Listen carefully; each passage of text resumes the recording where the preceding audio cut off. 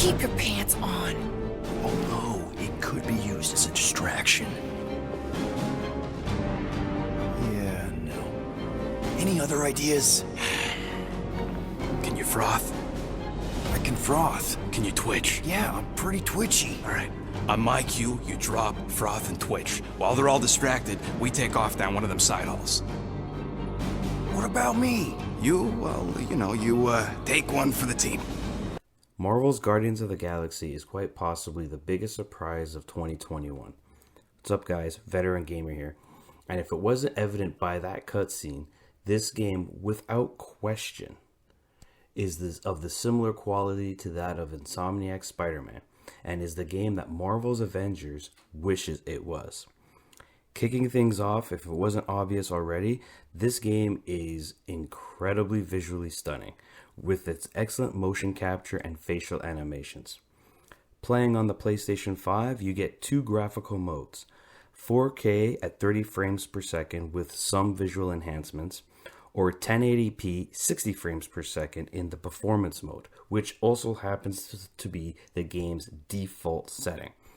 Personally, after sampling the two modes myself, I opted for the performance mode as I prefer frame rate, but no one should fault anyone for playing the game in the graphical mode, as the visuals are noticeably better and as well as gives a much better cinematic experience. But none of these visuals mean anything without great audio, and that's where this game shines the most. Whether it's the dialogue between characters or the amazing soundtrack, and when I speak of the soundtrack, I'm not just talking about the 30 licensed tracks that the game features, but it's how those tracks are used. During your playthrough, if you play through the game, you will find that oftentimes they just happen to have the right song playing at the right moment that fits the situation, and this is prevalent throughout the entire game.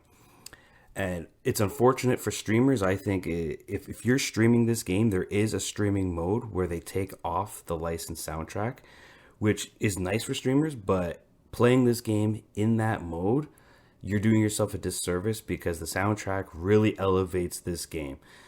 On top of that, when you do play with the streaming mode, you will have a watermark at the top of the screen letting you know that you are in streaming mode. One of the things that I want to mention is when it comes to this game's story. The story of this game is not connected in any way whatsoever to the Marvel Cinematic Universe.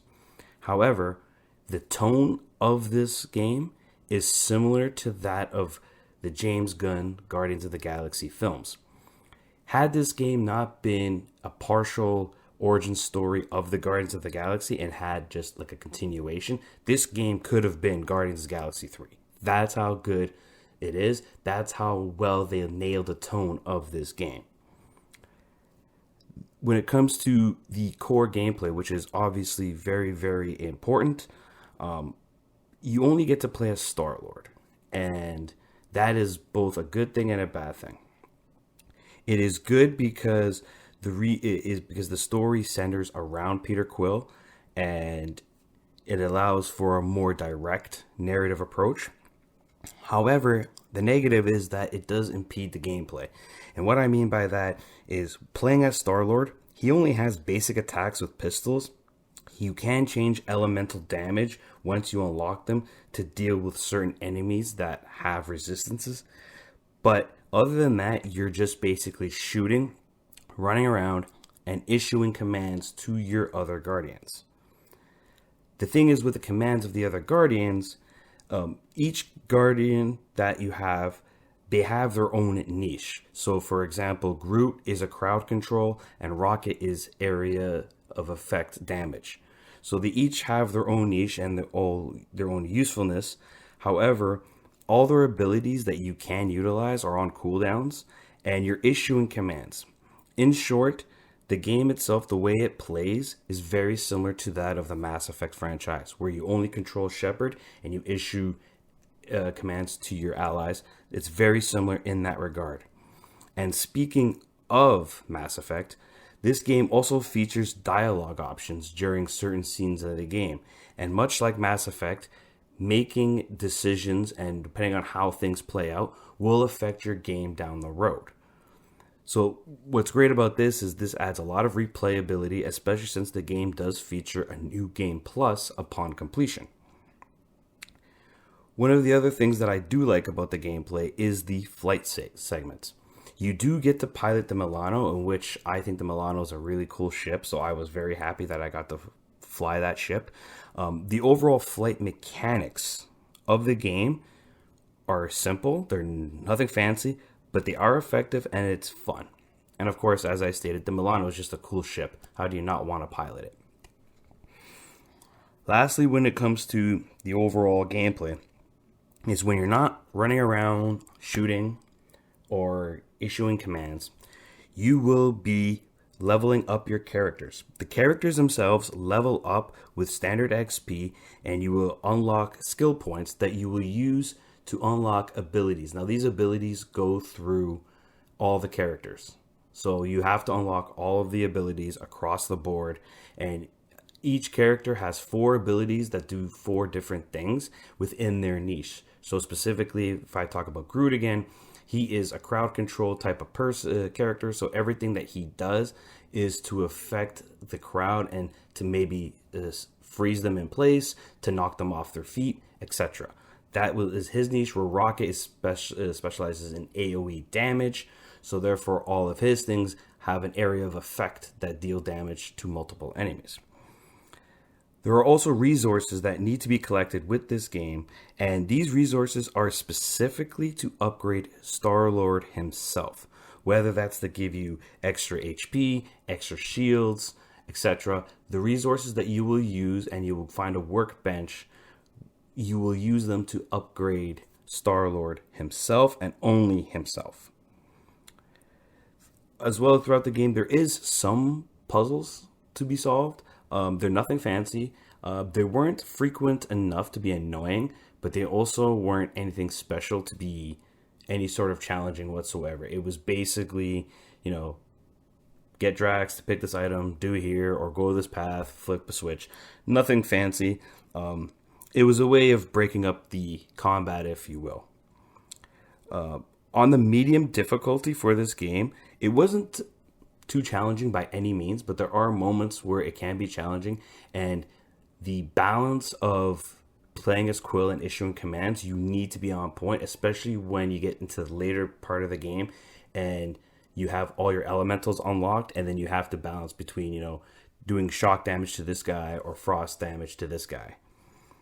Other than that, I didn't have any real issues with this game other than a few bugs and glitches. There was some bugs, there was some glitches. I did have the game crash on me once, and periodic, there was frame drops in the performance mode, but nothing too serious, nothing that was game breaking or red flags, if you will. The only other issue I had with the game is the combat loop itself. You, as a player, you get introduced to the entire combat loop very early on in the game. I would say within about the first 2 hours of the game. You will then, at that point, have seen all there is to see when it comes to the combat. And for a game that's about, at least from my playthrough, it was about 17 hours or so to finish it.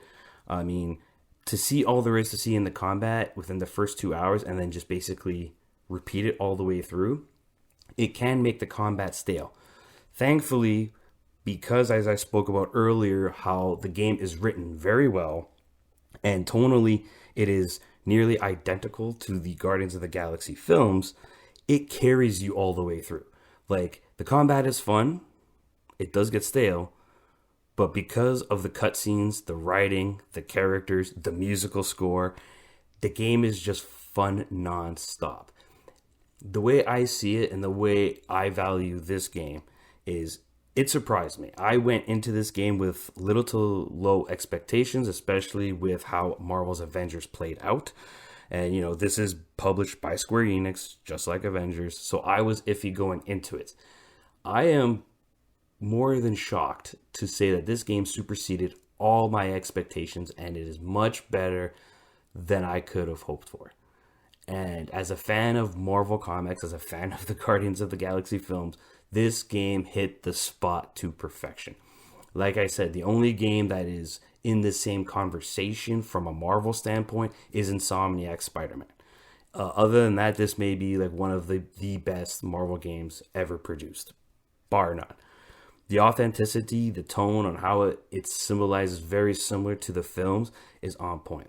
To me, if you are a Marvel fan, if you love the Guardians of the Galaxy films, this game is a must play. You must play this game 100%. You will enjoy it without question. If you're not a fan of the Marvel Cinematic Universe, but you do enjoy Mass Effect, this game is definitely good enough and worthy of a gander to give it a chance. And obviously, if you happen to like Mass Effect and you love Marvel, well, then what are you waiting for? Just go buy this game right now. Like, seriously, this game it was everything that I hoped I would get, but I never expected to get. And in saying that, I had a thrill. This game is a big surprise. This game, to me, in my opinion, should be in conversation for Game of the Year this year. I mean, from everyone that I spoke to, they are all surprised. And this game has exceeded their expectations as well. This is definitely a title that should not be missed. And considering that I love single-player, narrative-driven games, I hope this game does well so that we can get more of these kinds of games, especially in the Marvel Universe. In saying that, I'm giving Marvel's Guardians of the Galaxy a 9.0 out of 10. This is a must-play for Marvel fans.